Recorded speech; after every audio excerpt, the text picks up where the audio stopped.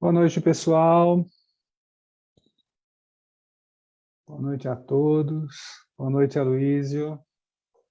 Boa noite. Bem-vindos ao nosso bate-papo espírita. Nosso bate-papo espírita é o episódio 14 desse ano, da segunda temporada, hoje com o tema Realeza de Jesus, com a honra de receber aqui Aloísio Elias. Tudo bem, Aloísio? Tudo bem, graças a Deus, passarinho. Bom, a gente tem a honra aqui de receber o Aloísio para falar desse tema, Realeza de Jesus, e a gente vai começar o nosso bate-papo espírita, fazendo aqui uma abertura. Quando a gente teve a imensa e muito mal aproveitada honra, né, e oportunidade da presença de Jesus aqui entre a gente, encarnado, ele foi diversas vezes inquirido para dizer quem, na verdade, ele era. E nesse capítulo do Evangelho segundo o Espiritismo, capítulo 2, do qual a gente tirou esse título, por sugestão do próprio Aloísio, a gente vê quando Pilatos pergunta para Jesus se ele seria um rei, né? E quando Jesus respondeu: meu reino não é desse mundo, esse é o nome do capítulo. E dos itens desse capítulo é esse, a realeza de Jesus. A gente vai falar de Jesus hoje, da sua natureza, que os evangelhos falam sobre ele, que o Espiritismo nos esclarece a respeito, e a gente tem aqui o Aloísio para falar sobre isso. O Aloísio é um historiador por profissão, é um profundo pesquisador dos evangelhos, também do Espiritismo, portanto, é o cara para falar desse assunto. Aloísio fica fisicamente em Uberaba, mas hoje habita a internet. A gente encontra ele em diversos programas e entrevistas. Vale a pena buscar o nome dele na internet, você acha muito material bacana para estudar Espiritismo, para estudar Evangelhos. E ele tem um programa maravilhoso, chama Miudinho, que é um estudo versículo por versículo do Evangelho, mas eu vou deixar ele falar sobre isso daqui a pouco. Então, vamos começar nosso bate-papo. De novo, bem-vindo, Aloísio. Pessoal, vocês deixem aí seus comentários, suas perguntas no chat. Assim que possível, a gente aproveita aí os comentários e as perguntas. Luísio, conta um pouco para a gente o que é esse miudinho. Tem um nome tão gostoso até de falar, de ouvir. Então, miudinho, eu até brinco, tem gente que às vezes manda um inbox, assim, uma mensagem, comentário no YouTube, né? E fica com a ideia que é um apelido meu, né? Com 100 quilos, ser miudinho é meio complicado, né? Você diz, ô, seu miudinho, muito legal o programa. Mas, na verdade, aqui em Minas Gerais, nós tínhamos a companhia física um grande tarefeiro do movimento espírita brasileiro, que foi o Sonoro Abreu, foi presidente da União Espírita Mineira, né? Um dos pioneiros no estudo do Evangelho dentro do movimento espírita. Não que o movimento espírita não estuda o Evangelho, não é isso, né? A gente se refere ao estudo bíblico, né? Ao contato com o texto bíblico e o descortinamento do seu teor espiritual com a ferramenta bibliográfica espírita. É isso que a gente chama de estudo do Evangelho à luz da doutrina espírita. E o Sonório, ele fundou uma casa espírita em Belo Horizonte, chamada Grupo Espírita Emmanuel, com outros companheiros, e passaram a estudar de forma minuciosa o texto bíblico, sem pressa, pegando versículo por versículo, né? Eles perceberam através da exegese de Emmanuel, na coleção Fonte Viva, Caminho, Verdade e Vida, Pão Nosso, que Emmanuel preferia estudar calmamente versículo por versículo, né? Então, eles começaram a fazer esse estudo. Chegavam no salão, punham o versículo lá no quadro, e com a obra básica, sobretudo, a obra de Allan Kardec, a psicografia de Chico Xavier, ia descortinando o sentido espiritual do versículo. E logo perceberam que em todos esses versículos existiam palavras que tinham uma função decodificadora, né? Se você achasse o sentido daquela palavra, você compreendia o versículo inteiro, às vezes a passagem inteira. Mineiro adora dar um apelido, né? E o nome do método, porque na verdade miudinho é uma metodologia, uma estratégia de estudo do Evangelho à luz da doutrina espírita. É muito longo, é estudo minucioso do Evangelho à luz da doutrina espírita, o EMEG, né? A Federação Espírita Brasileira chama de EMEG, a União Espírita Mineira chama de EMEG.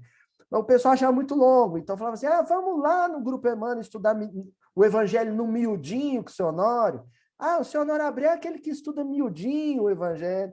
E ficou um apelido carinhoso para a metodologia. Mildin. Isso se iniciou, né? O Sonório começou a estudar na década de 40, mas a coisa tomou corpo mesmo com a publicação da coleção Fonte Viva a partir do final da década de 50. E foram décadas de aprimoramento da técnica, né? Onde ele foi colecionando códigos. Carlos Torres Pastorino foi uma figura importantíssima nesse projeto, porque o Pastorino começou a frequentar Pedro Leopoldo para participar das reuniões do Grupo Emmanuel, do Grupo Meimei, lá em Pedro Leopoldo com Chico. Pastorino, inclusive, é quem doou aquele gravador que registrou as psicofonias do Chico, que depois se transformou nos livros Instruções Psicofônicas, Vozes do Grande Além, né? E aí ele dava um pulinho em Belo Horizonte para ter contato com a turma de Belo Horizonte. E o Pastorino, ele tinha estudado no Instituto Bíblico de Roma, ele tinha sido seminarista. Então ele dominava hebraico, grego, latim, né? E ele que deu a dica, falou, olha, se vocês forem no original grego, vocês vão encontrar muito mais coisa, porque com os processos de tradução da Bíblia para as línguas vernáculo, para as línguas modernas, se perde muito do sentido da época. E o Pastorino começou a dar muita enciclopédia bíblica, assim, enriqueceu demais o estudo minucioso do Evangelho. Eu sou, possivelmente, eu faço parte da terceira ou quarta geração de mineiros, vamos dizer assim, que estudam o Evangelho dessa maneira, né? Eu sou herdeiro dessa tradição mineira. Por conta da internet, a coisa se espalhou. Aqui em Uberaba, a gente fundou o grupo de estudo em 2012. A gente só conseguiu reunir uma turma boa para estudar Evangelho dessa maneira em 2012. Quando foi em 2016, o pessoal começou a falar, poxa, por que a gente não monta um canal e registra e compartilha esses estudos? Porque muita gente vinha de fora visitar Uberaba, ia no estudo, falava, nossa, que pena, eu vou voltar para minha cidade e não vou prosseguir o estudo. E aí a gente montou o canal, humildinho, de Uberaba, né? E muita gente começou a acompanhar de outros estados, e inclusive de outros países, né? Claro. A internet está unindo os espíritas do mundo mesmo aí, né? Tem Graças a gente de tudo. Deus, graças a Deus. Bacana. E, pessoal, aí, ó, a Valéria está dizendo aqui, ó, que show, a Luísa no bate-papo, sou fã do canal Mildinho. Mas eu assisti, né? E é impressionante a capacidade que você tem, estava comentando com você, de unir, de conectar fatos. Você é historiador, né? Então você tem método, você sabe pesquisar, você sabe fazer essas coisas. E quando vocês forem assistir, pessoal, vocês que estão aqui acompanhando a gente, vocês vão ver que é um versículo por vez, não é isso? Você já está. Isso, mano. Às vezes a gente fica 3 reuniões num versículo só. Mas aí você vai falar, não, cansativo. Assiste lá para você ver como não tem nada de cansativo, porque o que ele traz de referência de Emmanuel, e daí traz o Chico, e aí vai juntando, é uma loucura. Realmente são aulas, né? Não são aulas muito bacanas mesmo. Bacana, parabéns, é um belíssimo trabalho. Agora, vamos falar então agora do nosso tema, que é a realeza de Jesus, e eu queria te perguntar isso, né? Nossa primeira pergunta. Quem é Jesus, né? E como é que a gente sabe disso? Então, ele foi muitas vezes perguntado quem você é, né? Quem é você, quem é você? E como é que a gente sabe quem ele é? Pelo texto evangélico, pelo que o Espiritismo nos traz? O que você pode dizer para a gente sobre isso? Olha, durante muito tempo eu tive respostas decoradas, né? Extraídas de parágrafos, de capítulos da literatura espírita para responder isso, né? Mas a gente vai ficando velho e aquilo vai decantando, né? E a gente vai conseguindo extrair a síntese. E com base no que eu já estudei, mas sobretudo com o que eu já vivi, passarinho, eu diria que Jesus é meu melhor amigo. Eu vou dizer o porquê. Amigos eu tenho muitos, graças a Deus, mas ele é o melhor deles. Porque ele é o meu amigo que me ensina a fazer novos amigos e que me ensina a conservar as amizades que eu tenho. E quando a gente estuda evangelho, eu já estou nessa desde os meus 18 anos, né? A gente vai percebendo que o evangelho, a narrativa do evangelho é uma ode à amizade. Olha só, Jesus vai para Cafarnaum, deixa Nazaré, vai morar em Cafarnaum para ficar perto de quem? Dos seus amigos. Ele cria afetos fora do seu ciclo familiar. Depois, a convivência dele com os discípulos é um esforço de conservação da amizade, porque conservar a amizade não é brincadeira, não. Eram todos muito geniosos. Pedro era extremamente genioso, todos muito temperamentais, né? Com orgulho racial tremendo. Mas, além disso, Jesus vai fazendo amigos novos, né? Ele faz amizade com Madalena. O encontro dele com Zaqueu é um encontro para o nascimento de uma amizade, né?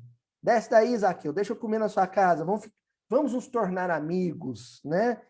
Depois, Judas, enganando ele, né? No encontro no horto, e ele recebe Judas dizendo o quê? Aqui vens, amigo. Jesus já sabia o que Judas estava fazendo ali e chama ele de amigo ainda, né? Olha só, na crucificação, Jesus acha tempo de bater um papo com os dois que estavam sendo crucificados e ficar amigo de um.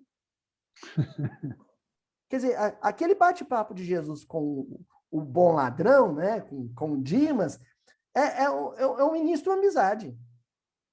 É como se eles estivessem ali no metrô, né, no ponto de ônibus, numa fila do banco, e puxassem um papo um com o outro. Então, eu definiria Jesus assim: ele é o melhor amigo, porque dos amigos é aquele que ensina a gente a fazer muitos amigos e a conservar as amizades que tem. E evoluir é basicamente isso. A gente reencarna para isso, para fazer novos amigos, conservar as amizades que tem e aquelas antipatias do passado a gente converter em amizade. Quem desencarna tendo êxito nesse processo, desencarnou bem. E Jesus é o caminho para isso, para fazer amizade. É como eu definiria ele. É muito bonito, bastante filosófico e muito bonito. Mas então fala um pouco disso, qual a importância dessa amizade? Como é que você enxerga? Por que você dá tanto valor a essa questão da amizade? Onde você vê Jesus lubrificando essa questão da amizade? Nós temos uma sociedade, na época, no século I, em que você restringia a amizade.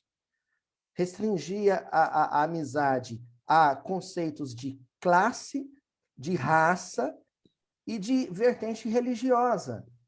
Então, por exemplo, Paulo, se a gente pensar na conversão de Paulo, Paulo ele era amigo de Sadoc, doutor da lei, ele era amigo de Gamaliel, um doutor da lei. As amizades de Paulo se restringiam a Jerusalém e àquele nicho da grande aristocracia israelita do Sinédrio.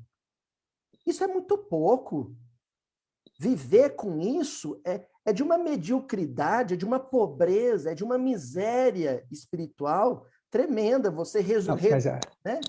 Mas imagina que aí seja também uma questão de isolar mesmo. Ele, não é que ele não Isolamento, tinha oportunidade exatamente. de fazer mais amigos, ele não queria, né? Ele não Era um grupo. queria. Era um grupo. Exatamente. Então ele se isolou, ele se insulou nesse pequeno grupo de relações.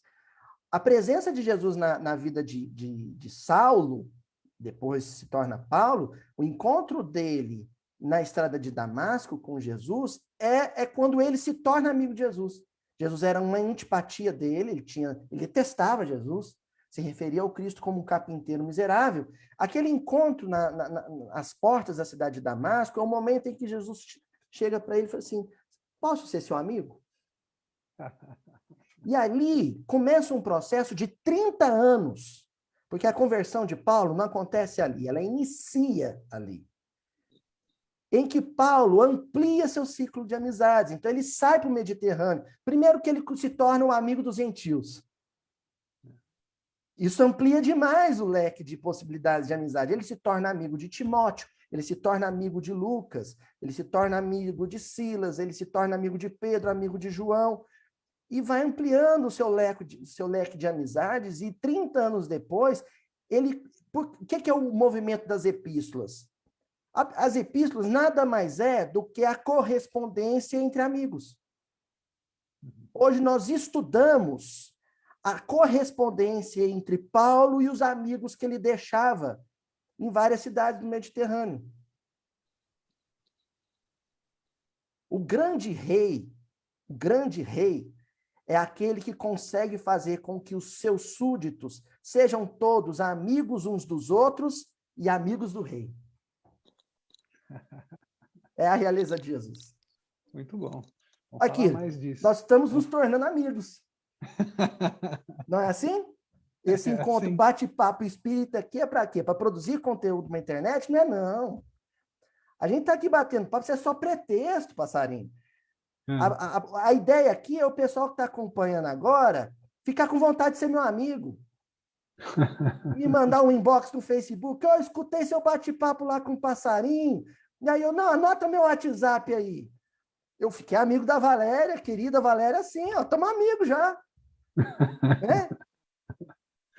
E aí você dá uma visão bacana, né? Porque Jesus vem com a sua mensagem de amor, amar ao próximo e tal, e a gente bota esse amor num pedestal, falando como é que eu vou amar o próximo? E acho que quando a gente transforma em amizade, a gente consegue entender, né? E é o óbvio, é o simples que a gente não alcança, porque estava ali, debaixo do nariz, sabe? Na cara. É óbvio. Por que que Pedro chora quando vê seu amigo sendo crucificado? Porque ele foi desleal com ele. Por que que Judas chega a tirar a própria vida? Porque ele sente que não correspondeu com aquela amizade. Aí, quando a gente fala de unificação espírita, por exemplo, a gente estava falando, né? A internet aproximou as pessoas. Eu espero que a internet consiga fazer uma coisa que talvez a gente não tenha conseguido antes. Tornar os espíritas amigos uns dos outros. Né? E amigos dos companheiros de outras religiões. Direto eu recebo inbox de companheiros evangélicos que falam, olha, eu comecei a assistir o episódio achando que você era um pastor. Lá para o meio do episódio é que eu comecei a perceber que o negócio era espírita, mas estava tão bom que eu assisti até o final. Aí eu já puxo um papo, não, anota aí meu Facebook aí, ó, o link aí. E ficamos amigos. A grande mentora do Mildinho hoje é uma companheira do movimento católico, uma freira, madre superiora, a irmã Ila. Ela é freira. E ela me ajuda a preparar o Mildinho, que é minha amiga. Eu chamo ela de maninha. Encarnada, você está falando? Encarnada. Ela é madre superiora Olha só, da Ordem de Nova Jerusalém, lá em olha Fortaleza. só, olha só, bacana. Mas, entendi. Mas quem é Jesus? Meu melhor Na amigo. natureza, mas como na natureza de Jesus. Porque as religiões, muitas religiões dizem que ele é Deus, criação especial. Eu acho que também tem uma coisa bacana que nos aproxima de Jesus, essa visão de amizade é legal, mas a gente não consegue ficar amigo do rei, né? Amigo do rei não é tão bom assim, né? Amigo do rei é aquele cara que se aproveita das benesses do rei. Chamar Jesus de amigo, acho que aproxima, mas acho que o Espiritismo também favorece mais essa aproximação, né? Porque tira a divindade de Jesus, né? Como é que você vê isso? Olha só, tem uma passagem no Evangelho muito curiosa que é a da mulher que ia ser apedrejada. Uhum. E tem uma descrição ali que passa desapercebido. O pessoal fica muito focado na questão do atire a primeira pedra quem tiver pecados. E esquece que lá o evangelista ele diz o seguinte, João diz o seguinte, que quando a mulher chegou junto com aqueles fariseus, Jesus estava agachado, escrevendo no chão com o dedo. O senhor Abreu dizia uma coisa interessante. Muita gente está preocupada em saber o que Jesus escreveu. Não é o que ele escreveu, é o gesto de escrever no chão com o dedo. Porque aquilo dele estar em pé e se agachar é uma representação dramática de um processo de estar em altas esferas, e quando a gente fala de esferas, a gente não está circunscrevendo essa terra. É ingenuidade imaginar que um Cristo mora na terra que ele governa, no planeta que ele governa. Onde Jesus está, a gente não tem a menor ideia. Até porque, à medida que a estrutura perispiritual se torna mais etérea, a questão da localidade espacial se torna mais difícil de ser definida. A mente está em todo lugar.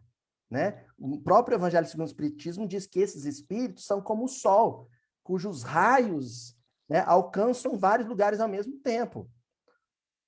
Então, é difícil fazer essa localização espacial. O que a gente pode dizer é que para encarnar, Jesus precisou se adensar, se apequenar, se humanizar. Então, isso dele agachar no chão é simbólico. É o que ele teve que fazer para estar conosco. E aí, passarinho, ele não pega um graveto, ele não pega uma vara para poder escrever no chão, ele escreve com o próprio dedo. Sabe por quê? Escrever no chão é a metáfora daquilo que ele gravou ou grafou nos nossos corações. A terra representa o coração humano. E o contato do dedo de Jesus com a terra é o contato da personalidade dele, da vida dele com a nossa vida. Ele não usou intermediários. Ele fez isso diretamente. O contato foi direto. O dedo com a terra, ou a vida dele, a encarnação dele, o caminhar dele, o choro dele, o sangue dele com o nosso choro, o nosso sangue, a nossa vida, né? Então, a diferença da realeza, eu vou insistir nisso, a diferença da realeza de Jesus é essa. Essa questão sobre ser governador do orbe, sobre como é a estrutura perispiritual dele, onde é que ficam os cristos, é o menos importante. Nós vamos falar disso, mas é o menos importante. O mais importante é mostrar o que faz um espírito ser um Cristo. O mais importante é isso. Então, nós temos a evolução iniciando no estágio vegetativo ainda. Leon Denis chega a florear alguma coisa, sabe? Muito timidamente sobre o princípio espiritual ainda no estágio mineral, mas não vamos nem pisar nesse terreno, né? Não é para o nosso bico, mas ali, a partir do princípio espiritual, manifestando no reino vegetal, em seguida no reino animal, até chegar no reino hominal. A evolução começa ali. Nós estamos nesse estágio evolutivo, quando a consciência está desperta. O animal não tem consciência de si. Ele existe, ele vive, mas não tem consciência de si. Nós, sim. A nossa evolução é naquele intervalo que consiste no amadurecimento do sentimento em paralelo com o desenvolvimento da intelectualidade. Sentimento e intelectualidade. Jesus encarna entre nós, o nosso Cristo encarna entre nós, para nivelar esse desenvolvimento. Os últimos 2000 anos de existência civilizatória nossa é para tentar nivelar um pouco o grande avanço intelectual da humanidade, que antes dele, antes da encarnação dele, já era capaz de construções arquitetônicas impressionantes, com o aperfeiçoamento do sentimento que estava miserável, né? Empobrecido, o sentimento era pobre. Então Jesus vem para o coração, para o sentimento. Depois que o espírito se torna puro, ou seja, que ele quita todos os seus débitos com a humanidade, dizendo de outra maneira, depois que ele faz muitas amizades e não tem mais nenhum inimigo, nenhum adversário, nenhum desafeto, aí a gente diz que ele atingiu, ele superou o estágio hominal e atingiu a angelitude. É aí que Jesus está? Não. Jesus está além. Ele é um Cristo, né? Do grego Christos, que é um termo grego, do grego koiné, para uma expressão hebraica, que é Hamashiach, que quer dizer ungido. Por quê? Porque naquele período da Antiguidade Oriental, quando a pessoa ia ser coroada, como símbolo de que ela foi abençoada pela luz de Deus, de que o raciocínio dela foi abençoado pela luz de Deus, se derramava azeite na cabeça e depois se coroava. O azeite, pela coloração dourada da região, né, ele simbolizava a luz de Deus sendo derramada sobre o espírito do governante. Era ungido, o Hamashiach, né? Todos os profetas ungiam os seus reis, né? Então o profeta Samuel, por exemplo, ungiu o rei Saul. Foi o primeiro rei judeu. Jesus não foi ungido por nenhum profeta. Ele é aquele Messias que começa a ser profetizado por Isaías, por Jeremias, no cativeiro da Babilônia, né? Que seria ungido por Deus. O que isso significa? Que dentre todos os espíritos de alta estirpe do sistema solar, um foi escolhido para se tornar gestor do desenvolvimento psicoemocional dos espíritos encarnados na Terra. E a tarefa desse ungido, desse escolhido, desse comissionado, começa do início. O que é do início? Ele é o construtor da geologia planetária. Ele, com seus prepostos, os seus gênios celestes, assessores, constroem o globo. Depois eles começam os experimentos biológicos, ainda com os organismos unicelulares, né? Ainda com os organismos procariontes. E ele ali começa um desenvolvimento biológico que data de 1,5 bilhão de anos atrás, o desenvolvimento biológico há 4,5 bilhões de anos atrás. Ele começa a preparar uma casa planetária, ou uma escola planetária. Quando ela está pronta, aí ele começa ao desenvolvimento dos espíritos autóctonos, espíritos nativos, que já tinham atingido o despertar da consciência, a humanidade. Aí ele começa a assistir. Agora, a primeira providência dele para acelerar esse desenvolvimento é aliar o útil ao agradável. Espíritos em condição de exílio, espíritos em processo de ostracismo, né? Afastados de suas casas planetárias de origem, com grande desenvolvimento intelectual, começam a ser encarnados aqui para desenvolver também sua natureza emocional. São os chamados exilados do sistema de Capela e de outros sistemas. Esse é o Cristo que está assistindo esse processo todo. Mas, a certa altura, passarinho, ele começa a perceber qual que era o problema dessa civilização. As pessoas não sabiam fazer amizade, não sabiam conservar a amizade. E não conseguiam transformar inimigo em amizade. Aí ele fala, já sei o que eu vou fazer. Eu já fiz tanta coisa difícil. eu já construí estrutura geológica, já construí oceano, já construí floresta, já desenvolvi os corpos físicos de todos os seres desse planeta. Eu vou fazer um negócio mais difícil ainda. Eu vou encarnar entre eles e ensinar para eles como é que se torna amigo de alguém. É Jesus. Agora, na literatura espírita, onde a gente tem essas referências, Aloysio? Porque Kardec não foi muito fundo nisso, né? Não era muito... De certa forma, foi. A questão 625 do Livro dos Espíritos, ela fala disso. Quando diz que Jesus é o modelo e guia, né? Na verdade, quem diz isso nem é os espíritos, é Kardec, né? Qual é o tipo mais perfeito que Deus tem oferecido à humanidade para lhe servir de modelo e guia? E os espíritos respondem, eu gosto muito da tradução do Instituto de Fusão Espírita, o ID, que é vede Jesus. Né? Veja Jesus, observa Jesus. O miudinho é isso. A gente está estudando Jesus. Mas Jesus, né? Jesus é esse modelo e esse guia. Ora, quando alguém influencia a outra psicologia, o outro temperamento, com o seu temperamento, com a sua psicologia, ele se torna governante da outra personalidade. Entendeu? É o pai com o filho. Quando o filho começa a imitar o comportamento do pai, quem que está governando o filho? O pai. Ele é o gestor da vida do filho. Ele vive, se torna um padrão, se torna um modelo, se torna um paradigma, e o outro passa, quem quiser vir após mim, toma sua cruz e segue-me. Ou seja, vive igual como eu vivo. Então, aquela resposta já está afirmando que Jesus é o modelo e guia, ou seja, que ele é o governante da humanidade terrestre, que ele é o espírito mais importante na nossa vida, porque ele é esse modelo de como se vive, de como se faz amizades. Ele já tinha respondido isso lá. Agora, os detalhes, esses detalhes que nós dissemos aqui, sobre a construção do orbe, o desenvolvimento dos corpos, isso está no livro A Caminho da Luz, a psicografia de Chico Xavier, de Emmanuel, principalmente ali.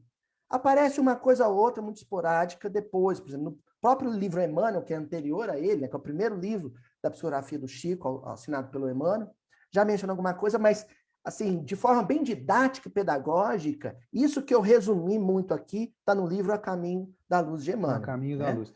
No Brasil, Coração do Mundo também tem um pouco, né? Sim, num estágio mais avançado, né? Porque aí pega ali da Idade Média para cá, né? Que é como se fosse um retorno de Jesus numa intervenção mais direta, escolhendo espíritos que vão reencarnar e tudo mais. Agora, pegando isso desde a civilização Desde antiga, quando era uma bola de fogo, a desde caminho quando da a luz. Terra era uma bola. Agora, eu afirmaria, sem medo de errar, que A Caminho da Luz e Brasil, Coração do Mundo, Pátria e Evangelho são livros complementares. Eu poderia dizer, assim, indicar as pessoas, leiam A Caminho da Luz e emendem com Brasil, Coração do Mundo, Pátria e Evangelho. Um é a continuidade do outro. Né? Bom, então a gente tem lá, eu lembro que, eu não lembro onde é, não tenho essa sua habilidade de historiador, né? Também minha pesquisa não é tão profunda, mas eu lembro quando, em algum lugar, quando fala da evolução de Jesus, que é um espírito puro, tá? Fala, mas vai com calma, porque a diferença dele para a gente é a mesma da gente para uma formiga, né? Na obra básica, o Não, tempo não inteiro, banalize isso, porque... é um assunto muito além. Então, vamos recapitular. O próximo estágio evolutivo é o da angelitude, é o anjo, né? É o ser poeticamente alado, né? É aquele que se movimenta na vertical. Nós ainda somos seres, de certa forma, reptilianos, né? A história da serpente no paraíso representa muito isso, porque é aquele que se movimenta na horizontal, com a barriga arrastando no chão. A nossa vida ainda é muito prática, é a conta para pagar, é o financiamento da casa, é o carro novo, isso é movimentar na horizontal. O anjo, o espírito celeste, ele é alado, ele é vertical. Ele o tempo inteiro está fazendo a conexão Deus-terra, Deus-terra. O Cristo está além disso. Ele está além disso, ele é governador de anjos. Né? Anjos são súditos perante Jesus. Então, atingir isso, e a coisa é tão cabulosa, só para o companheiro que está acompanhando agora ver, sentir o porquê que a gente não deve ir tão além, o Cristo teve um Cristo. E o Como Cristo assim? dele teve um outro Cristo, porque ninguém evolui sem a assessoria e o governo moral paradigmático de um outro Cristo.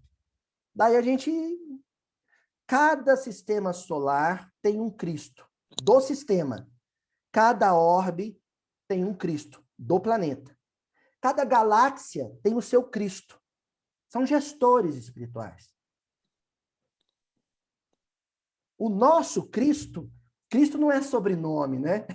Cristo é um título. O nome dele, quando encarnado, foi Yehoshua ben Youssef. Yehoshua, ou Jesus, ou Josué, a mesma coisa, né? Yehoshua quer dizer salvação. Olha que lindo.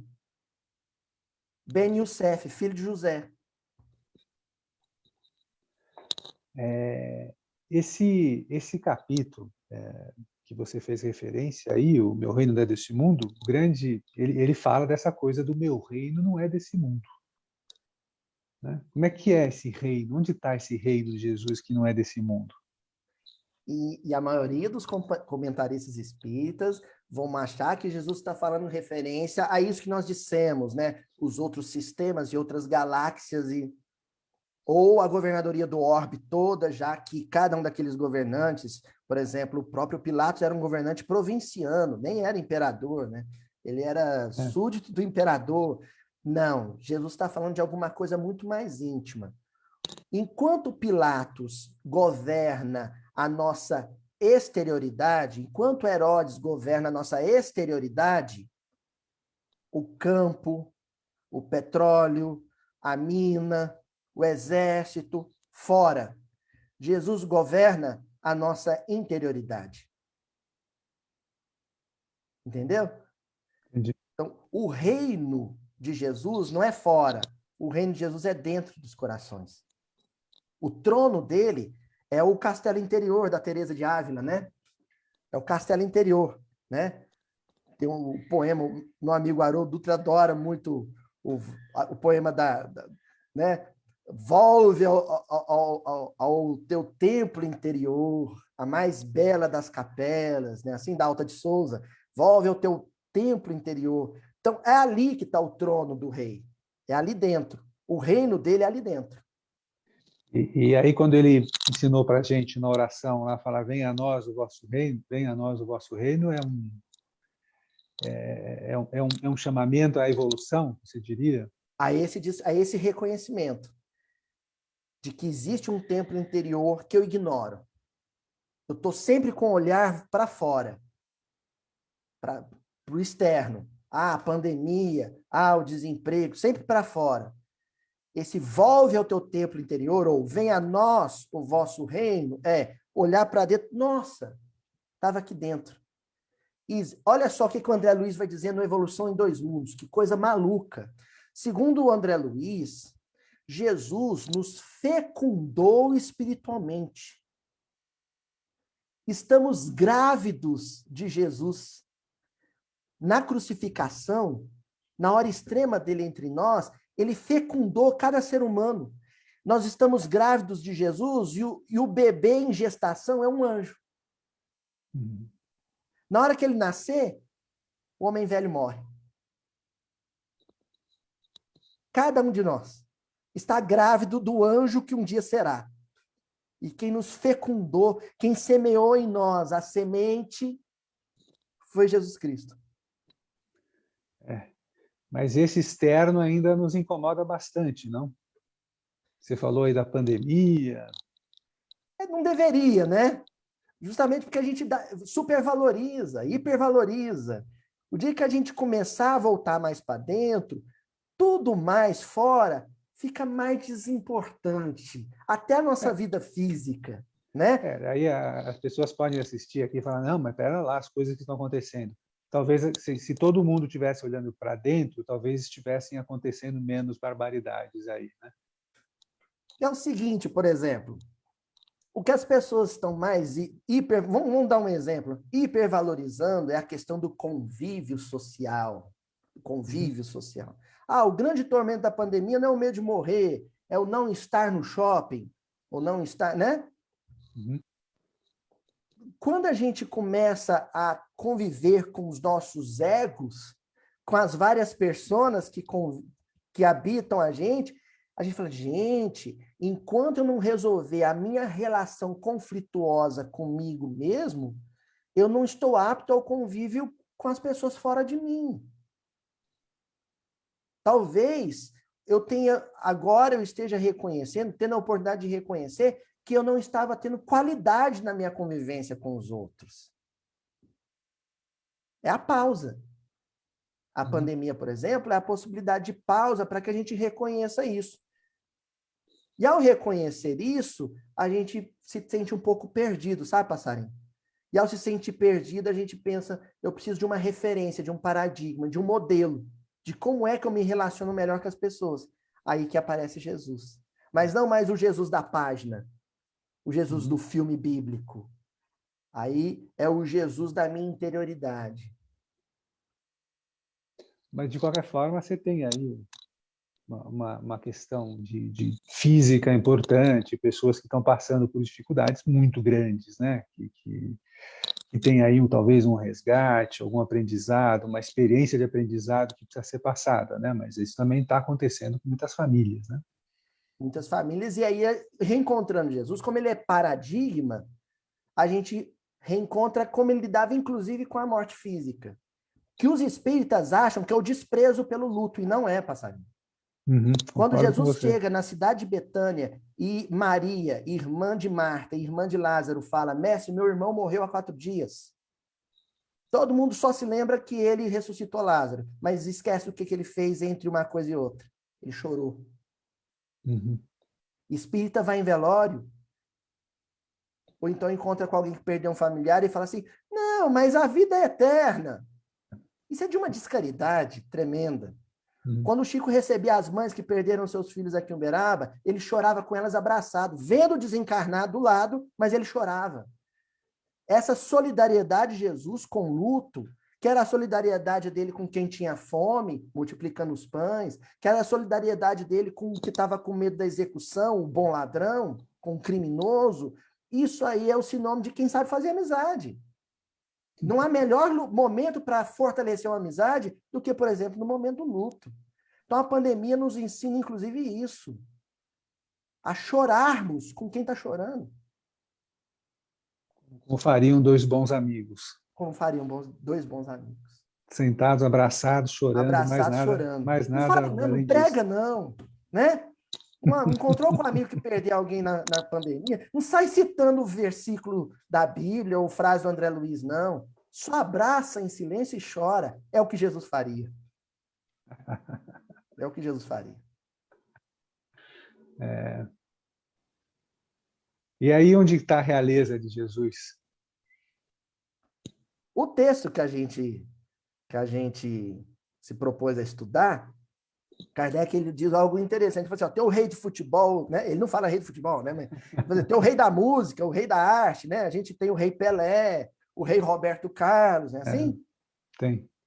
O rei do futebol, tem tudo isso. Rei, essa expressão, ela não é só utilizada para títulos de monarquia, títulos políticos. A gente, no cotidiano, também utiliza para dizer que alguém tem excelência numa determinada área da experiência humana, ou esportiva, ou artística, ou jurídica, ou política.